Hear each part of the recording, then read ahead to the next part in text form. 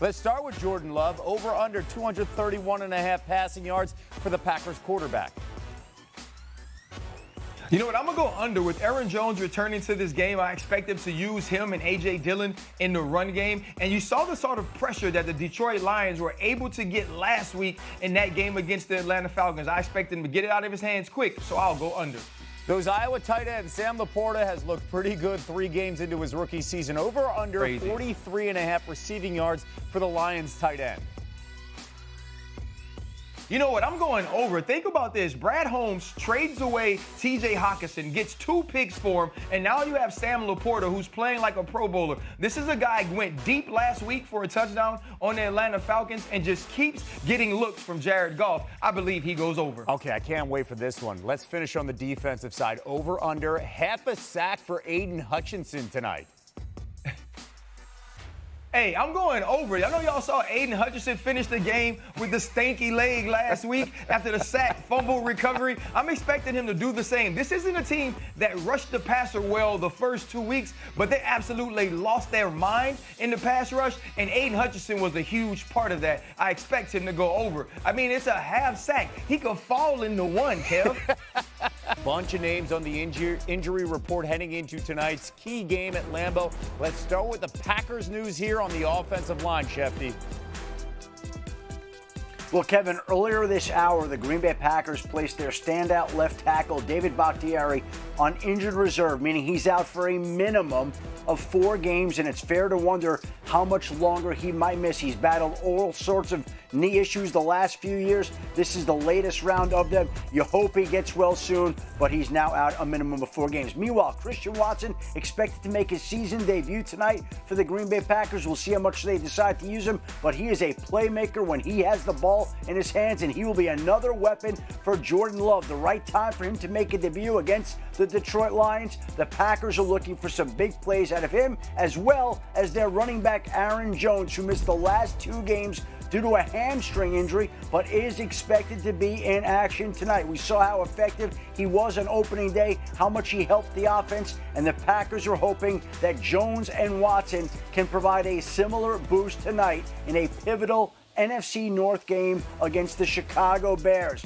Against the Detroit Lions. As for the Detroit Lions, they are expected to get back David Montgomery tonight. He's been battling a quad injury. He is listed as questionable. Missed the last game against the Falcons, but it looks like Montgomery will be back tonight for the Detroit Lions, helping Jahmyr Gibbs in the backfield. One more weapon for the Detroit Lions offense to have. So both teams getting back some players, both teams missing some players in the offensive line, and should be a particularly significant matchup tonight in the NFC North. Check out this stat here when we talk about the Lions offense and their quarterback, Jared Goff. He leads the NFL in QBR, passing touchdowns, and first down rate when using play action. That could be a significant advantage for Goff and the Lions offense tonight, as the Packers defense has allowed an NFL worst 10.4 yards per attempt against play action. Marcus and RC back with us. Hey, Marcus, what do you want to see with that background? What do you want to see from the Packers defense tonight? Yeah.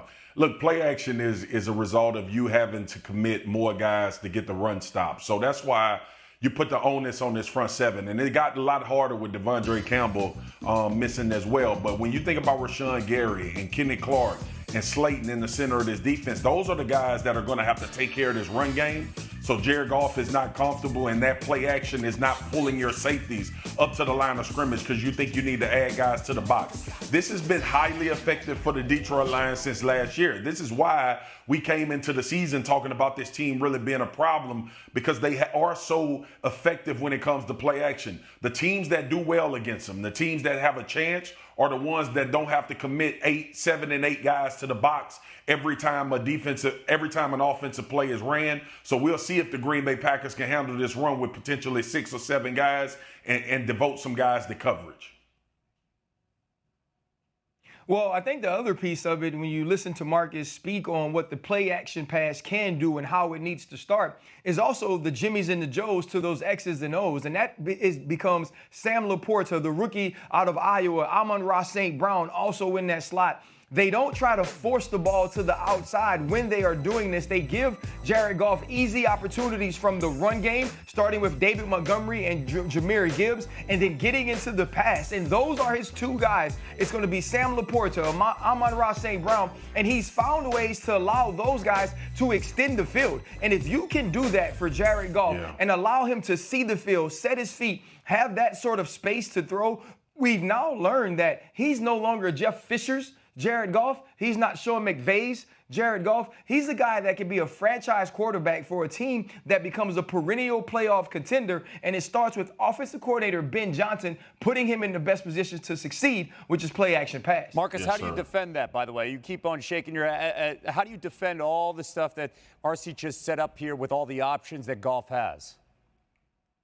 Well, RC knows this because he played on a phenomenal defense. And he played on a defense where they didn't have to devote pressure in order to get pressure on the quarterback. When RC was back there roaming and Troy Polamalu was moving all over the field, they never were worried about having to add those guys into the run game. That's why you saw RC coming downhill from 20 yards back, knocking somebody silly, because they didn't have to put him in the box because the defensive line and the linebackers handled the run game. And that's how you take care of offenses like this. If you have to devote guys out of your secondary to get the run stop against high-level play-action teams, 9 times out of 10, brother, you're going to have a long day. How about this? The Lions are favored in this game. Only the third time over the last 30 seasons they've been favored at Lambeau Field. So it's been a while. Let's get some game picks here on this one, RC. Who you got in this matchup?